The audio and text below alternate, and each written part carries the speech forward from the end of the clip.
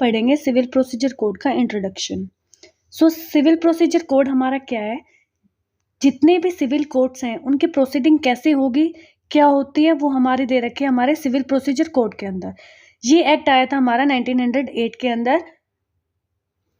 And इसका introduction देखते हैं हम कि इस एक्ट के अंदर टोटल 158 सेक्शंस हैं, जिसके अंदर 51 ऑर्डर्स और 11 पार्ट्स हैं। सिविल प्रोसीजर कोड एक ऐसा कोड है जो कि procedural law and substantive law both है, जिसके अंदर हमारा प्रोसीजर भी बता रखा है ऑर्डर्स के अंदर, और सब्सटेंटिव लॉ बता रखे कि कैसे होगा, क्या होता है।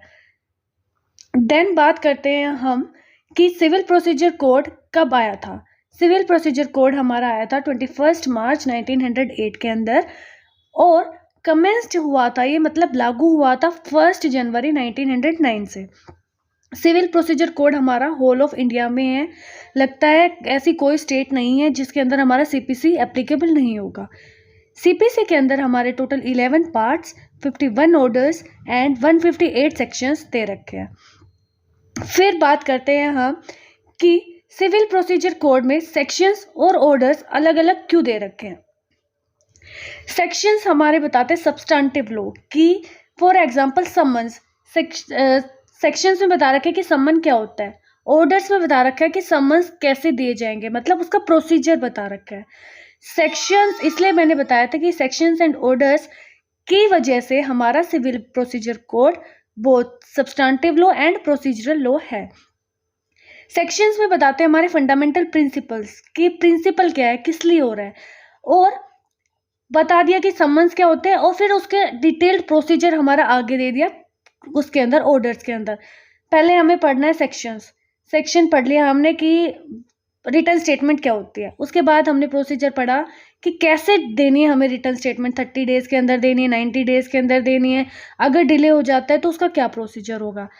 First part of the CPC civil procedure code हमारा डील करता है सेक्शंस के साथ, एंड देन सेकेंड पार्ट हमारा डील करता है ऑर्डर्स के साथ।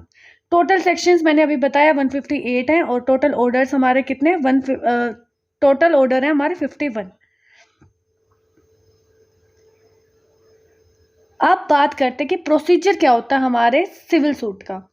सबसे पहले दी जाती है प्लेंट। प्लेंट क्या होता है, जिसके अंदर हम लिखते हैं कि ऐसे ऐसे हुआ था हमारे साथ।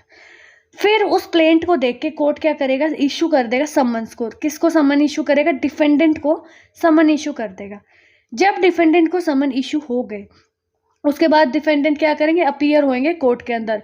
डिफेंडेंट भी और जो हमारे प्लेंटिफ होते हैं, वो प्लेंटिफ कौन होता है, जो केस फाइल करता है, और डिफेंडेंट कौन होता है, जिसके अगेंस्ट फाइल करता है। सो अपीयरेंस दोनों पार्टी आ गई, कोर्ट ने उन दोनों के बारे में सुन लिया। अब अगर कोई पार्टी नहीं आती, फॉर एग्जांपल जो ये डिफेंडेंट है वो नहीं आया कोर्ट के अंदर, तो कोर्ट क्या करेगी, एक्स पार्टी डिक्री भी हमारी क्या कर सकती है, दे सकती है। एक्स पार्टी डिक्री मतलब बिना सुने, कोर्ट के वो टाइम को खराब कर रहा है डिफेंडेंट ना आके, तो इस उसमें क्या करेगा कोर्ट, एक्स पार्टी डिक्री हमारा दे देगा। एक्स पार्टी डिक्री मान लीजिए दोनों पार्टीज आ गई हैं, तो वो प्लेंटिफ भी आ गया एंड डिफेंडेंट भी आ गया, तो एक्स पार्टी डिक्री वो नहीं देगा। फिर क्या करेगा, डिफेंडेंट को टाइम देगा रिटर्न स्टेटमेंट देने के लिए। रिटर्न स्टेटमेंट दे दी उन्होंने। रिटर्न स्टेटमेंट का टाइम होता है हमारा 30 days, which can delayed for 90 days. अगर आपके पास कोई एप्लीकेबल रीज़न है कि हम कोई ऐसा रीज़न है जिसको कोर्ट को लगता है कि हाँ ये जेन्युइन रीज़न है, इतने दिन के अंदर ये फाइल नहीं कर सकता, मान लीजिए डिफेंडेंट बीमार है, defendant out of the city है, तो कोर्ट उसको टाइम एक्सटेंड कर सकती है। फिर बात करते हैं, अगर आपको इसका स्क्रीनशॉट लेना तो you can take the screenshot. Then बात करते हैं हम उसके बाद रिटर्न स्टेटमेंट दे दी। अब रिटर्न स्टेटमेंट देने के बाद क्या होगा, प्रोडक्शन ऑफ डॉक्यूमेंट्स होगा अपने सपोर्ट में। प्लेंटिफ अपने डॉक्यूमेंट्स देगा एंड डिफेंडेंट क्या है, अपने डॉक्यूमेंट्स देगा। डॉक्यूमेंट्स दे दिए, उसके बाद जो कोर्ट है वो करेगा एग्जामिन पार्टीज को कि मतलब उनको सुनेगा कि क्या हुआ था। कोर्ट देखेगा, जज देखेगा हमारा कि केस के अंदर क्या हुआ था, डॉक्यूमेंट्स देखेगा सारे, पूरी फाइल को पढ़ेगा।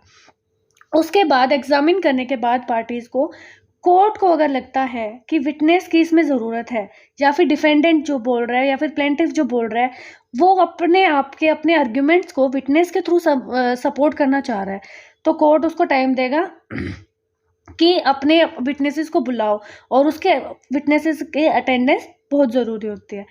कोर्ट ने अब विटनेस को सुन लिया, डॉक्यूमेंट्स देख लिया, फ्रेमिंग वो पार्टीज और डिफेंडेंट प्लेंटिफ और डिफेंडेंट दोनों को सुन लिया। अब विटनेस आ गए, विटनेस को भी सुन लिया। फिर कोर्ट क्या करेगा, फ्रेमिंग ऑफ इश्यूज करवाएगा।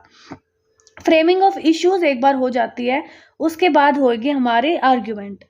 आर्ग्यूमेंट किसके ऊपर होती है, हमारे फ्रेमिंग ऑफ इश्यूज। इश्यूज ही तो बनाएंगे ना कि ये इशू हुआ था हर चीज़ को देख के। फॉर एग्जांपल एक केस है डाइवोर्स का, डाइवोर्स के साथ साथ उन्होंने लगा दिया डोमेस्टिक वायलेंस का। अब जो नेबर्स हैं वो विटनेसेस आ गए, विटनेसेस आ गए तो कोर्ट ने फ्रेमिंग ऑफ इश्यूज बना दिया कि डीवी एक्ट का लगा दिया उसमें। तो उस डीवी एक्ट के ऊपर क्या होगा, हमारा आर्ग्यूमेंट होगा। एक बार आर्ग्यूमेंट हो गया, आर्ग्यूमेंट के बाद फिर हियरिंग चलती है कुछ दिनों तक, साल 2 साल तक अपनी हियरिंग चलेगी। हियरिंग चलने के बाद क्या होगा, हमारा जजमेंट आएगी। कोर्ट ने पूरे केस को सुन लिया, क्या हुआ क्या नहीं हुआ, फिर कोर्ट देता है जजमेंट। जजमेंट देने के बाद कुछ दिनों के अंदर कोर्ट को करनी होती है प्रिपरेशन ऑफ डिक्री। डिक्री पहले भी आ सकती है हमारी, वो एक अलग चीज़ है, वो हम सेक्शंस में पढ़ेंगे। पहले जजमेंट दी कोर्ट ने, फिर डिक्री दे दी, और डिक्री देने के बाद हमें लगानी होती है एग्जीक्यूशन ऑफ डिक्री कि हमारा केस फाइनलाइज हो गया है, अब आप डिक्री को एग्जीक्यूट करवा दीजिए। सो ये होता है हमारा एक पूरा सिविल प्रोसीजर कोड का प्रोसेस।